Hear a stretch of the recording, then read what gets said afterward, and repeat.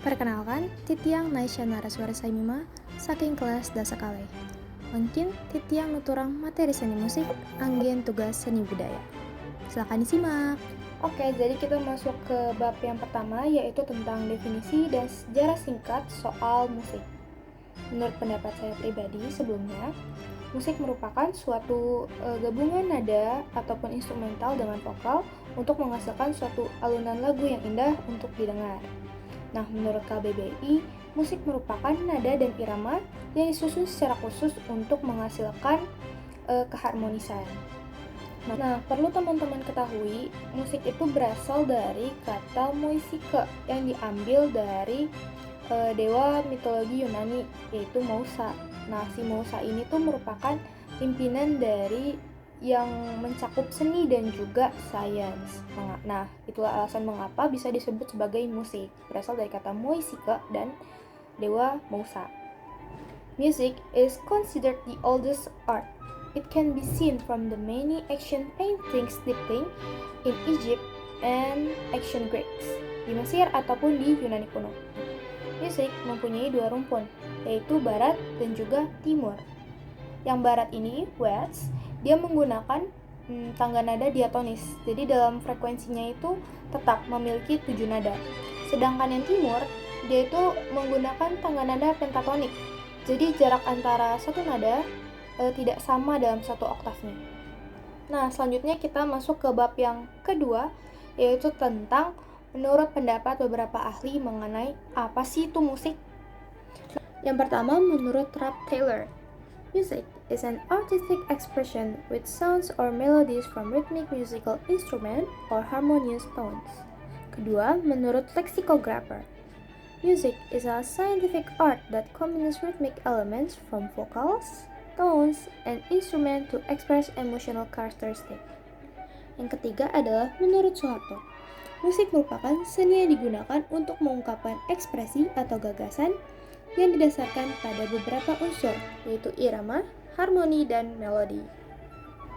Kita masuk ke bab yang ketiga, which is about the development of musical arts. Nah, teman-teman harus tahu dulu nih, kalau misalkan tanggal 21 Juni itu diperingati sebagai Hari Musik Sedunia loh. Kenapa bisa kayak gitu? Yuk kita simak dulu. Hari ini menandai musik yang dimulai pada Festival Prancis pada tahun 1982 berdasarkan ide Menteri Budaya Prancis yaitu Jacques Lang. Namun teori lain mengatakan kalau misalkan asal peringatan hari ini tuh adalah karena musisi Amerika yang bernama Joel Cohen yang punya ide tentang perayaan musik semalaman di Prancis untuk menandai dimulainya titik balik matahari di musim panas pada tahun 1976. Nah, kira-kira seperti itu ya. Selanjutnya kita akan membahas tentang pembagian zaman-zaman pada perkembangan seni musik yang terbagi ke dalam 6 bagian. Yang pertama adalah zaman medieval yang terjadi pada tahun 400 sampai 1400-an. Nah, pada zaman ini tuh musik sangat dipengaruhi oleh kekuasaan gereja. Makanya notasinya berkembang menjadi musical repertoire. Musical repertoire is a collection of sheet played individually in an ensemble or instrument and choir. Namun kebanyakan lembaran musik pada zaman ini tuh udah rusak. Salah satu contohnya adalah The Georgian Chant. Itu merupakan salah satu lembaran yang cukup terkenal pada masa itu. Zaman yang kedua adalah zaman Renaissance yang terjadi pada tahun 1400 sampai 1600-an. Nah, pada zaman ini alat musik seperti piano ataupun organ sudah cukup terkenal. Di kota Florence, Italia, sudah berkembang pula opera, yaitu vokal yang diiringi dengan instrumen musik. Pada zaman ini pula, chords itu lebih fleksibel dan mudah untuk diatur atau disesuaikan dengan gaya musisi itu sendiri. Yang ketiga, kita masuk ke zaman barok, terjadi pada tahun 1600 sampai 1700-an. Nah, barok sendiri itu berasal dari kata baroko, yang artinya berlebihan. Musik pada masa ini adalah musik yang pertama kali menemukan tonalitas, atau bisa juga disebut sebagai tangga nada nota. Nah, di masa ini pula muncul aliran musik baru, yaitu rokoko. Apa sih perbedaannya dengan musik barok? Nah, kalau musik barok itu memakai ornamentik yang memperbolehkan komposer untuk memberikan improvisasi spontan pada karyanya. Jadi dia boleh nambahin improvisasi sendiri dalam karyanya. Sedangkan kalau rokoko, dia itu punya komposisi musik yang dekoratif, tapi kurang kompleks. Masuk ke zaman yang keempat, yaitu Western Classical Area, yang terjadi pada tahun 1700 sampai 1800-an. Di zaman ini tuh berhubungan erat banget dengan yang namanya harmoni. Dan menurut saya, puncak dari perkembangan musik itu ada di zaman ini. Kenapa? Karena banyak banget karya dan musisi yang muncul di sini. Untuk karyanya, saya bisa kasih contoh seperti Beethoven yang berjudul Fifth Symphony. Terus untuk musisinya, itu yang menjadi wakil di era ini adalah Haydn dan Mozart. Nah, at the end the classic area, musicians change music by adding instrument seperti clarinet, trombone, and symphony. Nah, yang terakhir yaitu yang keenam, kita masuk di zaman modern atau kontemporer yang terjadi di tahun 1900 sampai tahun 2000-an. Sebenarnya nggak terlalu banyak perkembangan di zaman ini dan tidak terlalu panjang juga penjelasannya. Ini adalah pengaruh dari teknologi yang ada dengan musik. Jadi teknologi seperti radio dan televisi itu mempengaruhi si musik ini untuk lebih luas dalam menciptakan aliran musiknya dan juga bahkan bisa merubah beberapa temponya. Oke, sekarang kita masuk ke bab yang keempat ya, yaitu tentang sejarah musik di Asia. Sebenarnya Asia itu terbagi ke dalam 6 bagian, yaitu East Asia, Central Asia, South Asia, Southeast Asia, West Asia, dan North Asia. Tapi di penjelasan kali ini saya nggak akan jelasin semuanya, saya cuma menjelaskan 3 bagian Asia, yaitu East Asia, Southeast Asia, dan South Asia. East Asia dengan negaranya Jepang, lalu South Asia dengan negaranya India, dan Southeast Asia dengan negaranya Indonesia. Oke, yang pertama kita mulai dulu dari East Asia dengan negaranya Jepang. Nah, pengaruh musik Jepang ini dipengaruhi oleh dataran Cina dan juga semenanjung Korea. Jadi dia dipengaruhi oleh 2 negara tersebut. Salah satu contoh musik yang dipengaruhi adalah orkes gagaku atau musik elegan. Gagaku itu awalnya merupakan musik dan tarian milik Cina yang diperkenalkan kepada Jepang pada akhir zaman Asuka. Namun, Jepang mengembangkan musik gagaku itu menjadi musik yang memiliki ciri khas tersendiri dan mulai disebarluaskan pada abad ke-8 di istana-istana kekaisaran Kyoto. Juboseiki, musik instrumen tunggal sashimen dan toto menjadi populer untuk memberikan iringan pada lagu dan musik. Lalu, pengaruh musik barat masuk ke Jepang pada tahun 1867 saat Mutsuhito Meiji Nihon no Teni Ninata. Sorekara, pada abad ke-19 dan 20, produser musik hip hop dan disc jockey memproduksi piringan hitam yang di dalamnya berisikan musik hip hop dan dance elektrik. Oke, selanjutnya kita masuk ke bagian Asia yang kedua, yaitu Southeast Asia dengan negaranya Indonesia. Musik Indonesia sendiri sebenarnya sudah ada sejak abad ke-5 Masehi pada masa kerajaan Hindu-Buddha. Namun seiring dengan berjalannya waktu, musik Indonesia mulai berkembang dengan beberapa pengaruh budaya luar seperti India, Cina, Eropa, dan juga Arab. Kedatangan bangsa Eropa ini membawa pengaruh yang cukup banyak di Indonesia. Dapat dilihat dari diadakannya orkestra di kota-kota besar seperti Jakarta dan Bandung. Perlu teman-teman ketahui juga kalau misalkan keroncong itu adalah hasil campuran dari budaya Portugis dan Indonesia. Lalu setelah itu banyak genre musik baru yang muncul di Indonesia, seperti pop dan rock yang muncul pada tahun 1960-an, dangdut yang merupakan percampuran musik Melayu, India, dan juga Arab muncul pada tahun 1970-an, lalu musik pop Melayu dan juga hip hop itu muncul pada tahun 1990-an. Pada awal tahun 2000-an, pop dan rock itu sedang naik daun, karena di situ sedang ada grup band yang mempopulerkannya, yaitu seperti Dewa 19, Vicky, dan juga sebagainya.